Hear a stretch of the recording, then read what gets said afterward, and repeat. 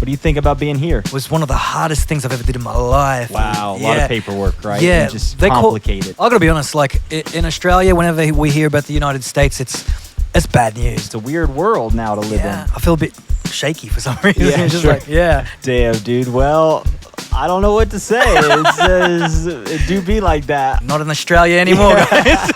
There's some crazy stuff out there. Our kangaroos get really big. Wow. Yeah, no one knows that. Yeah, I got some crazy shit out there too, right? Big ass bugs and stuff. Cool. Oh my God, a bug just... The whole set, I think I was closing my eyes. Dude. Wherever you went, we were with you, bro. Oh, I you love took us that. with you. Yeah. Sugarshack. Sit back, relax, cause it's time for another podcast. What's up, everybody? This is Bryce, your host of the Sugarshack podcast. We're back with another episode, and today, all the way from Australia, we got Cap Carter joining us at Sugarshack. Come on, everybody, give it up for Cap. We got our live audience here, Sugarshack Sessions Experience, another amazing sold-out night. Shout out to Chef Greg for cooking up a storm on dinner. We had chicken piccata tonight with some scallops. Thank you so much, Chartreuse, for slinging drinks. Nick out here and Steve, they're crushing it. If you love the drinks, come on, get some love to the bar real quick. Let's go.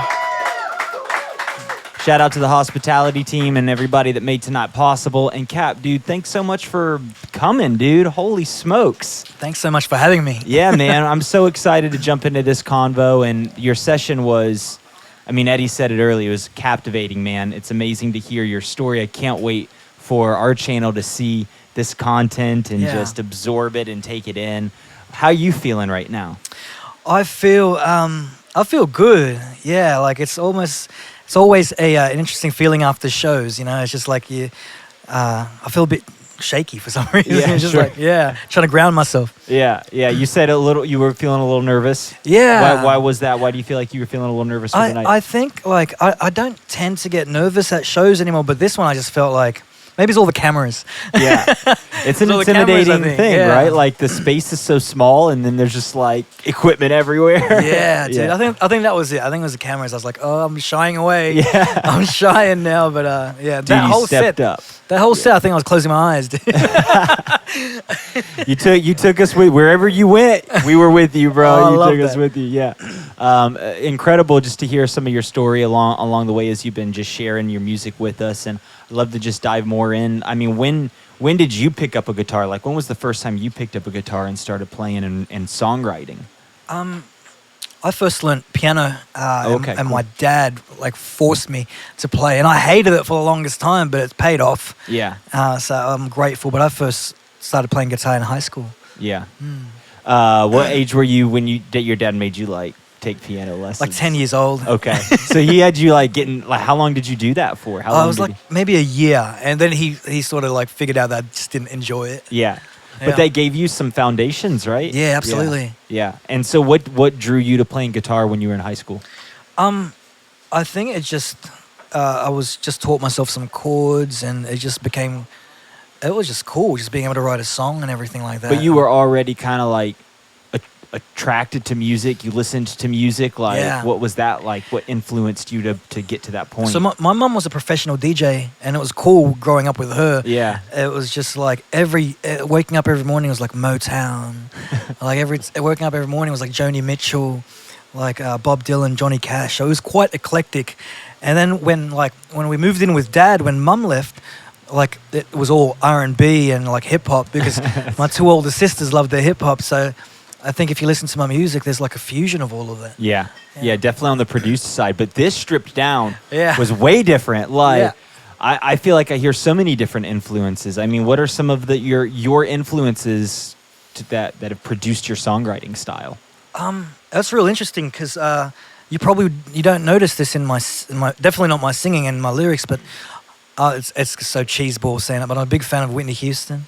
Cool. Like that's all that Mum played at home, and it was like real, like emotive, and it was real like legacy music that's not for a trend, music that's just like you can emote to, Yeah. So I grew up with that. I grew up with Joe Cocker, Bruce Springsteen, and then more recently like Bon Iver, Mumford and Sons. Yeah.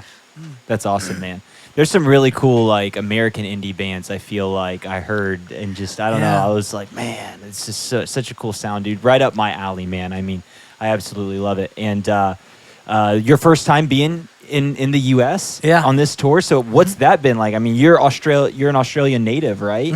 And so what's it like being in the U.S. for the first time? I gotta be honest. Like in Australia, whenever we hear about the United States, it's bad news, man.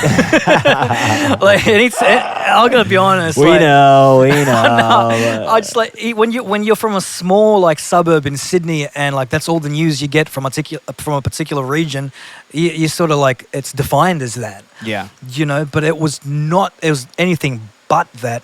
I think I was telling some of the guys here, we took it was a 5-hour trip from Sydney to Fiji.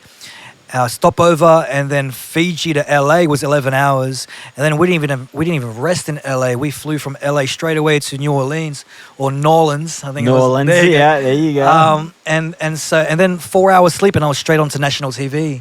Wow! Like I had to do an interview on one of the television stations there, but down south, like that was my first real experience of the United States in New Orleans, and it was so welcoming. Yeah, that's a cool first impression, man. Yeah, New Orleans, that's a cool slap in the face of American culture for sure. Yeah, it was real welcoming. And then from there went to Mississippi, and like we stayed with a few friends there, and it was nice, man. My general impression is lovely. Yeah. Yeah. And how much longer are you here for? We leave Bonita Springs tomorrow. We got a few more days here in Florida, and then I go to New York City for a show on Friday. Wow. Yeah. And you're supporting Teddy Swims right now, is that right? Or no, what's No, so I did. you did? Okay. Yeah. So I sort of reached out to him, slid straight into his DMs, and I was like, "Yo, man, you're coming to my town." Yeah. No, but I was like, "Please, like, it'll be the greatest opportunity." And he was already following me on TikTok, which was nice. Wow. Yeah. So it's cool. He already had some context. He was like, "Let's do it." Yeah, like I messaged him and he replied back with a voice memo with my song "Guns" playing in the background, Sick. and I almost fainted, man. Wow. I was just like fanboying. Dude, that's awesome. And so you had mentioned a little bit in your set that like, just it's all happened quick for you within a year's time and stuff. So, I mean, like share a little bit about how quick this has taken off. And I mean, you did a little bit, but I'd love to hear in more detail, just like even that, like going from just like, all right, I'm going to believe in my dreams and do this. And then within a year, you're supporting some big acts and stuff like that. So how's that been for you? It's been one heck of a ride, like, because I really doubt my ability sometimes as a musician, and that's real honest. Like I was saying in my set that this time last year I was doing these free shows all over the east coast of Australia as a way of saying, thank you guys, like I'm probably going to take up a normal, whatever that is, 9-to-5 job, because I thought my time was done, but apparently not, because when I started doing all these free shows around the country, the social media took off, like, and I think people just genuinely loved seeing like an underdog story. Yeah. I don't know what it was. I was telling people, I'm trying to make it through rehab and trying to nurse a broken heart. I'm just going to write a few songs, and if you guys like it, let's go. Yeah. And I think that people just genuinely connected with them.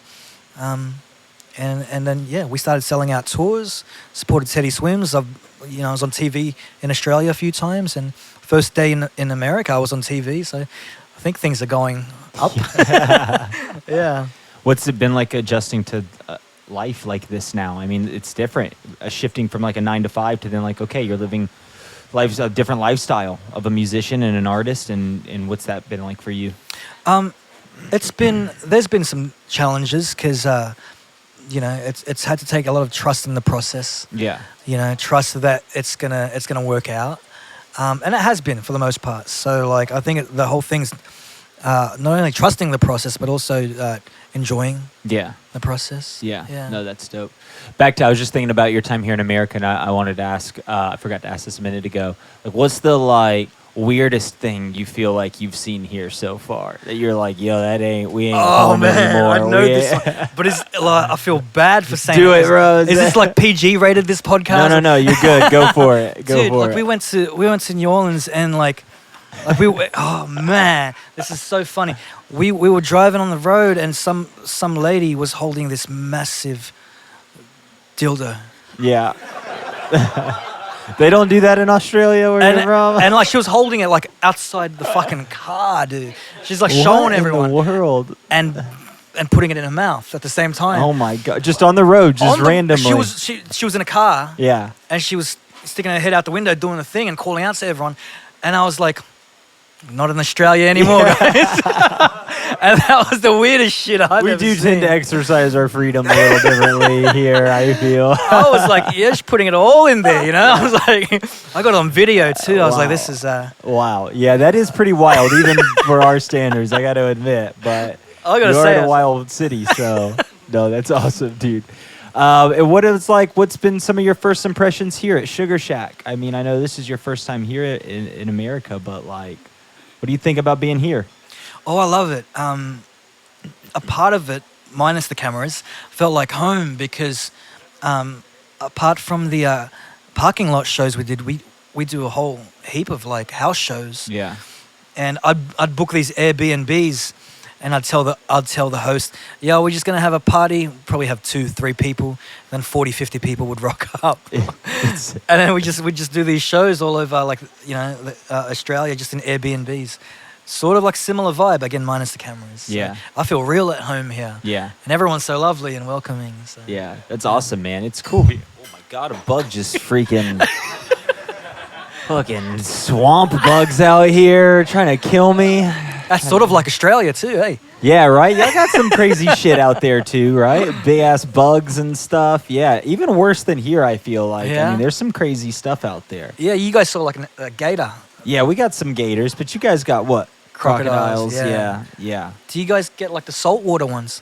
Yeah, but not like not in like our areas here, but I think South Florida gets saltwater crocodiles, right? Like Yeah, we got some big ones. smaller ones. Yeah. Yeah. The gators here get like not big. They get big. Our kangaroos get really big. Yeah, we don't have those here. Yeah, we got like Dude, nine, kangaroos can be like, you don't want to like come up on a kangaroo, yeah, right? they get like 9 feet. Yeah, they'll like- knock you the fuck out. Yeah. Yeah. But there's a trick to them that people don't know because they only square up if you stand next to them. But if like they're squaring up against you and you like crouch, they crouch down with you, and then you can pet them. I see. Yeah, but so no it's one like knows a that. defense thing. Like they're Yeah. like, yo, what are you doing? Yeah, if you square up, they'll square up, and then if you crouch, they'll crouch, and then you're all buddies after that. Just like instinctually, they're kind of like that? Yeah. Wow. Yeah, no one knows that. So you get tourists that get headbutted by kangaroos. Yeah. Oh my God. And I was like, well, you deserve that because you squared up on him, you know? Yeah. Dude, that's so But so I will say that I was talking about kangaroos at my last show, and you guys don't know that they're a delicacy. like that you eat them, right? Yeah, we Yeah. eat them. Yeah. Like, I mean, I don't. I mean, I I'm don't not like- surprised by Yeah. that. I feel like Australians are like, grill it up, put it on the barbie, you know? Yeah, like and like I was telling a crowd that, and they got so upset, and I was just like, yeah, we eat them yeah. all the time. And I'm like, no. Yeah. We got a little soft here, but it's all right. It's all right. We're getting there. No, that's awesome, dude. You shared a lot about your story tonight and just kind of what led you here, man. And I mean, it's been inspiring for me, you know. I mean, y'all got to hear his story. I mean, a little bit of my backstory is I was in a long committed relationship, an 8-year long marriage. Yeah. And you know, my dream as a teenager was to play music. Yeah. You know what I mean? And be in a band and write. And somewhere along the journey to adulthood and getting married, I let that dream die, you know? And there was like 6 years of a span of time that all of my guitars sat in storage. Like, Wow. It's like one of those things where you're just like dying to a piece of yourself, you know? Yeah. And then life got bad and hard, and I essentially decided to light my life on fire, just to wow. like get out, you know. And left my career job and shifted gears, went through a super gnarly divorce and just really, really nasty stuff, but landed here in this community, you know what I mean? Kind of like fell out of this awful life experience, making some huge mistakes and just regretting a lot of decisions I had made.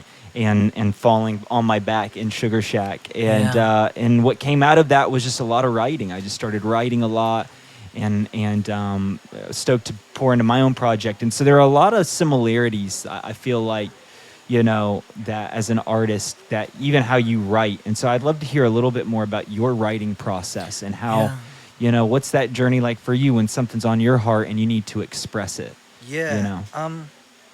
For the longest time, I actually really struggled to differentiate whether my style of writing was healing or destructive. Because I don't actually listen to my songs after I've released them. I mean, I sing them on stage, and that's different than playing it on Spotify or something like that. For me, it's just like some of these songs, especially the first EP, they were birthed from a real like I was in rehab writing these songs, and I was on suicide watch. Like they deemed me like a high risk. So I technically couldn't even leave the rehab, but I was sneaking out just to try get the songs done in the studio.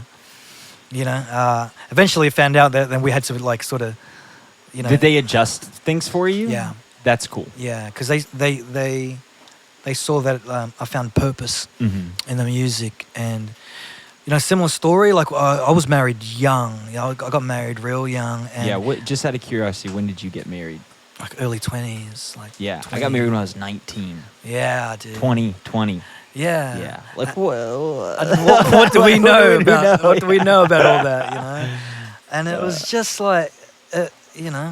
somewhere along the way you change and you don't tell each other. Yeah. Or you don't even know that you changed. Yeah. And suddenly you're in love with a stranger, and it was the weirdest feeling in the world. I've been chasing this music dream since I was 10 years old, and I met my now ex in high school, and I didn't even know how to play guitar at the time. I just sang, and so she was there when I first wrote my first song, there when I first played guitar, and then suddenly you're selling out shows in cities you've never been to, and she's not there anymore, and you got to retrain your brain to be like, right, you got to do the dream for yourself now. And that's actually, there have been some moments that hit really hard during this tour, specifically this tour, and this is my first USA tour, and we do tours all over Australia, but and this is real candid now, and real, you go through shows sometimes, and it's just oh, right, you're doing this for yourself now, Cap. You don't have a partner anymore. You got to, this is your dream now. But before, when I got signed, it was just hey, I think the conversations were, I think I can do this music dream to, fund our family. And so retraining yourself, especially during tour and grounding, it's been crazy. Yeah. You feel it's all been a lot and fresh for you. Have you been, as you've been writing and evolving and kind of growing through this, has it been challenging for you to create new content that's not tied to all of that pain? Yes, or absolutely. Yeah, it can be challenging, right? Because you're all right, now what do I do? Every single song has been, it's because 15-year relationship. Yeah. It's 15 years, and it's only been 2 years now. Finalized the divorce in December, and that was so tough, dude, because it was just I'm finalizing a divorce that I never wanted. I never wanted the divorce. I tried to fight for it, but at the same time, I'm trying to plan a world tour, so I had to balance that, the marvelous and the messy, and to live life in between has been tricky. But yeah, I'm trying to write some new stuff, man. Yeah. I'm trying to write some new ones, for sure. There's something, though, about deep pain that you can draw from. Yeah. You know what I mean? On an artistic level, that sometimes even for me, it's just I don't have it in me to write a happy song. Yeah. Absolutely. It feels forced if I'm singing about the sunshine and the birds singing or something that. As you're speaking, I'm trying to search my catalog right now. My mental catalog is just come on, Cap, you got a happy one somewhere. Come on, brother. My brain's here, literally come on, bro. We got some emos at heart here.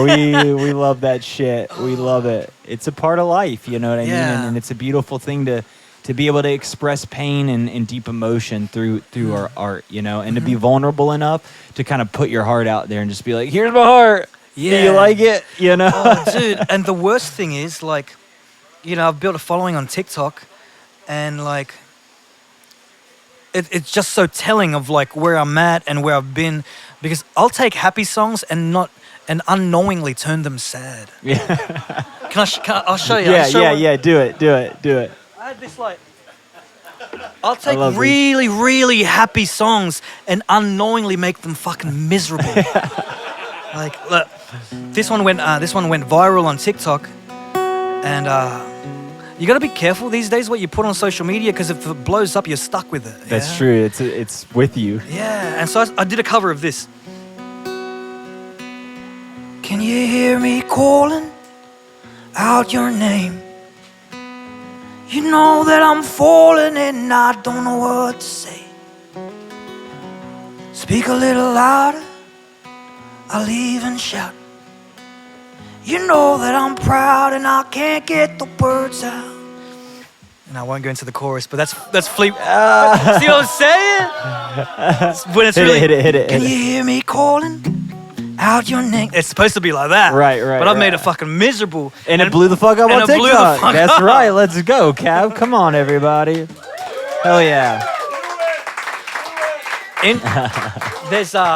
Interestingly enough, I will say this. There's one song that I covered, and it's by Fleetwood Mac as well. And I covered Landslide. It was 26 seconds of Landslide, and it was so random. I was just like, I just chose my favorite part of the song, and I just put up a tripod in a warehouse. 26 seconds of the song, put it up, went to sleep. The next week, 300,000 new followers. Whoa.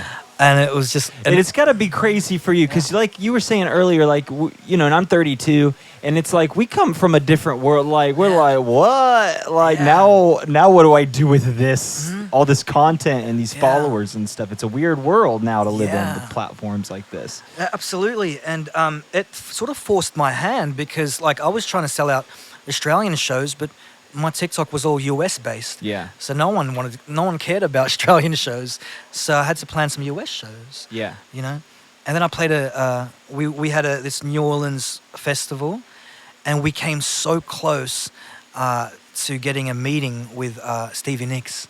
Whoa. We came so close. Her management had replied and wanted to meet, but she came down with COVID during that time, and I was just like, man, it would have been cool. Yeah, it would have been really cool. Yeah. Well, maybe it'll happen again, man. It looks like things are just going up for you, Yeah. dude, and I'm stoked to see the dream come alive for you. It's got to feel so fulfilling, man. Yeah. It's just got to be like, I mean, it's got to be hard, but it's also got to be fulfilling, right? I mean, you're doing it now. You're absolutely living the dream, dude. Absolutely, it feels good knowing you can work hard for something and obtain it. You know, Yeah. I think there's something to be said. I'm obviously like I'm not where I want to be, and I don't think I ever will be, because I'm just real hard on myself. But there's something to be said when a small town kid from Australia says, "Yo, London, I want to come out, play a show," and then we got like we sold out within a week. Yeah. I'm on my second London show and my second Dublin show, and I got 4 festivals in the UK. There's something to be said. I've never been to Hollywood. I've never been to LA. We sold out the Hollywood show. Yeah. And then we sold out. I got the Rockwood Music Hall in Manhattan next week. We've sold that out. And this is just your know? TikTok fans making this dream possible, right? Your dude. TikTok fans funded this tour. Yeah. Yeah. Badass, bro. I need to say, like, applying for a visa as a musician, as a professional musician, applying for the visa for the United States was one of the hardest things I've ever did in my life. Wow, dude. a lot of paperwork, right? Yeah, And just complicated. They call it an O1B. The title of the visa is Extraordinary Ability Visa. I had to prove to your government that I have extraordinary ability. And you did. And they took my $15,000. Yeah, exactly. Dude, it was an expensive visa, but worth it. But it was an adventure just trying to get it. Yeah, man, it's Yeah. gnarly. That shit, embassies, all that shit gets gnarly, bro. Mm-hmm. You see what's up with the country for real when you got to get all up in the embassy. Yeah. Like I've gone to other countries and stuff, and it's like that. It's like a shit show, and you're like, damn, bro, they got to get it together for sure. Yeah, But it's crazy. they asked things like, And I get it. I do get it. It's not me complaining, but they ask stuff like about your criminal history Yeah. and stuff like that. And I had to sit down and be like, do I have any police records? Thankfully, I don't. But it was just real searching. Did I do anything stupid in my teens? You know? Like, Yeah. But it's legit, man. Yeah. And then we have this UK tour. We're not even flying home after New York. We do it all over again in London. All over Ireland. But the visa application for the UK, like, it took an hour. Yeah. Dude. You have to like print out a paper or Yes, something, right? it took 1 hour and it was free. Yeah. It was just like, man. Damn, dude. Well, I don't know what to say. It do be like that. I don't call the shots. I'd let you come in for free for sure. But Cap, dude, thank you so much for just coming and hanging. Y'all, come on. Can we give it up for Cap Carter? Thank you so much.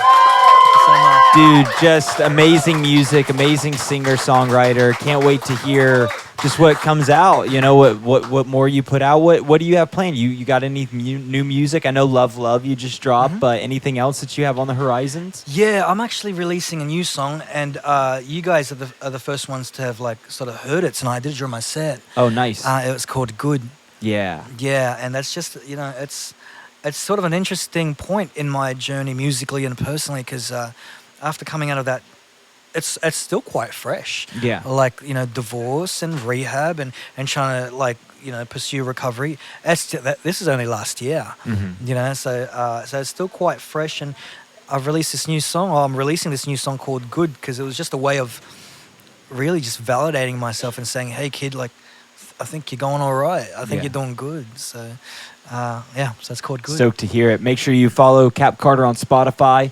Stay on the lookout for his single Good dropping. When's that dropping, Cap? May 17th. May 17th. Awesome. Be on the lookout for that. Make sure you share this with your friends. Make sure you subscribe to our channel.